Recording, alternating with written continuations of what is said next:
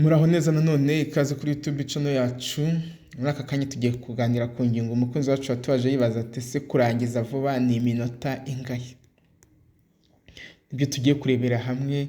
Ushobora kwenda wibwira kurangiza vuba akaba atari byo cyangwa se utazi icyo bisobanuye cyangwa se ariko tubibara mu gihe cy'iminota ibiba ishize utangiye imibonano mpuzabitsina no kurangiza. Muri kumwe na Dr Gasangwa Patrick nkomeza kubakangurira komeza gukora subscription kuri YouTube channel yacu kugira ngo mukomeze kuzajya mubona video zitandukanye tuzajya tubashyiraho ku gihe hari na comment cyangwa ikibazo watwandikira.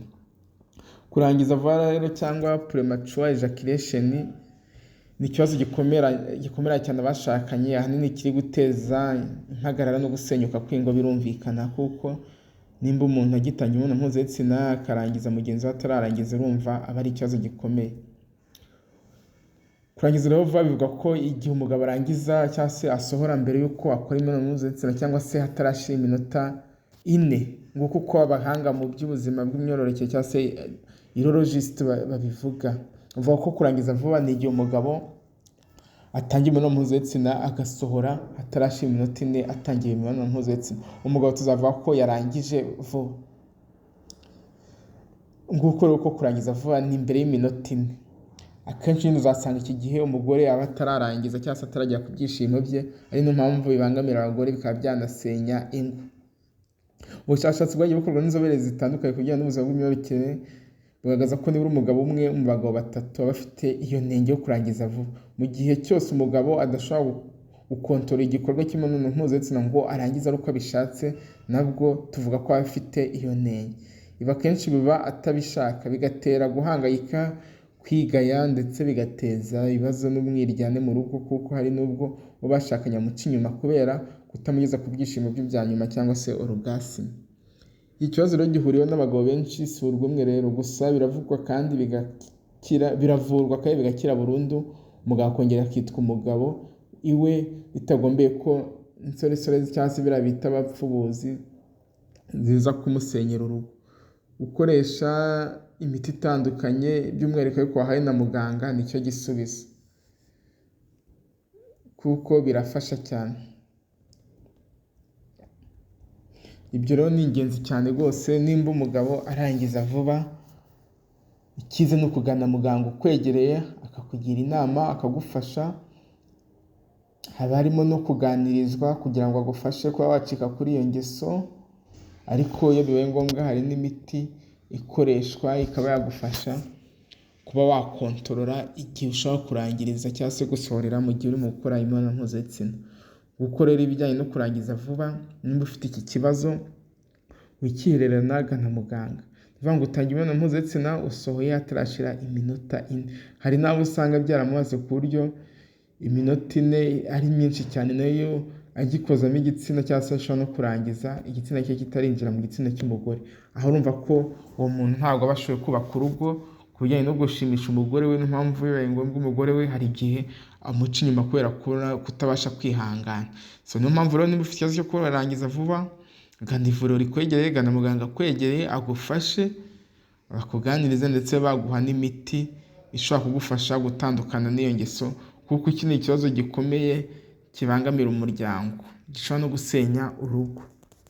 Gukora ibijyanye no kurangiza vuba iminota 4, nimba urangiza nyuma y'iminota 4 utangiye imibonano mpuzabitsina, ntabwo tuzavuga ko urangiza vuba, we nta kibazo ufite. Ariko umuntu urangiza mbere y'iminota 4 nyuma yo gutangira imibonano mpuzabitsina, uba afite ikibazo cyangwa se uburwayi bwo kurangiza vuba, aba akwiriye kuvurwa kugira ngo icyo kibazo gikemuke, akomeze kugira ubuzima bwiza kandi buba ku rugo rwe nta nkomyi. Gukorera ibijyanye no kurangiza vuba, nubwo haravuga ngo umuntu ashobora gukora imibonano mpuzabitsina iminota 30, ariko akenshi none tuvuga ko iminota myinshi ntabwo ariko kuba washimishije uwo mwakoranye imibonano mpuzabitsina, ahubwo icyo tureba ni uko byagenze. Nimba uwo mwakoranye imibonano mpuzabitsina yishimye nawe ukishima, ibyo biba bihagije, tutitaye ngo amaze iminota 30 cyangwa 40, simbizi nimba bibaho. Ariko icyo tumenya ni uko tuvuga ko umuntu arangije vuba ni wa wundi uzarangiza hatarashira iminota 4 atangiye imibonano mpuzabitsina, wowe azafite uburwayi cyangwa se ikibazo cyo kurangiza vuba, aba akeneye kuvurwa cyangwa se kwitabwaho n'abaganga. Ariko nimba urangiza nyuma y'iminota 4 nta kibazo ufite, umeze neza, komerezaho. Nguko rero uko igihe gihamye cyangwa se iyo bavuze kurangiza vuba ngo kuko biba byagenze ni ukurangiza imibonano mpuzabitsina cyangwa se gusohora hatarashira iminota 4 utangiye imibonano mpuzabitsina. Nguko murakoze cyane, mwari kumwe na Dr Gasangwa Patrick. By'umwihariko ndakomeza kubakangurira gukomeza mukora subscription kuri YouTube channel yacu. Video zitandukanye tubashyiraho ni ingenzi ku buzima bw'imyororokere ndetse no ku buzima butandukanye ku bijyanye n'ibibazo by'ubuzima. Hari icyo udasobanukire uratwandikira, uratubaza tukagusubiza, ndetse hari n'ingingo wumva utasobanukiwe ushaka kuba waragiye kwa muganga ntagusobanurire neza, ushaka kutubaza tugakora video kugira ngo turusheho kubasobanurira. Murakoze rero cyane, bye bye, ciao ciao. Muraho neza nanone, ikaze kuri YouTube channel yacu. Muri aka kanya tugiye kuganira ku ngingo umukunzi wacu watubaje yibaza ati ese kurangiza vuba ni iminota ingahe? Ibyo tugiye kurebera hamwe. Ushobora kwenda wibwira ko urangiza vuba akaba atari byo, cyangwa se utazi icyo bisobanuye, cyangwa se ariko tubibara mu gihe cy'iminota ibiba ishize utangiye imibonano mpuzabitsina no kurangiza. Muri kumwe na Dr Gasangwa Patrick, nkomeza kubakangurira komeza gukora subscription kuri YouTube channel yacu kugira ngo mukomeze kuzajya mubona video zitandukanye tuzajya tubashyiraho ku gihe, hari na comment cyangwa ikibazo watwandikira. Kurangiza vuba rero cyangwa premature ejaculation ni ikibazo gikomera cyane abashakanye, ahanini kiri guteza impagarara no gusenyuka kw'ingo. Birumvikana kuko nimba umuntu agitanye imibonano mpuzabitsina akarangiza mugenzi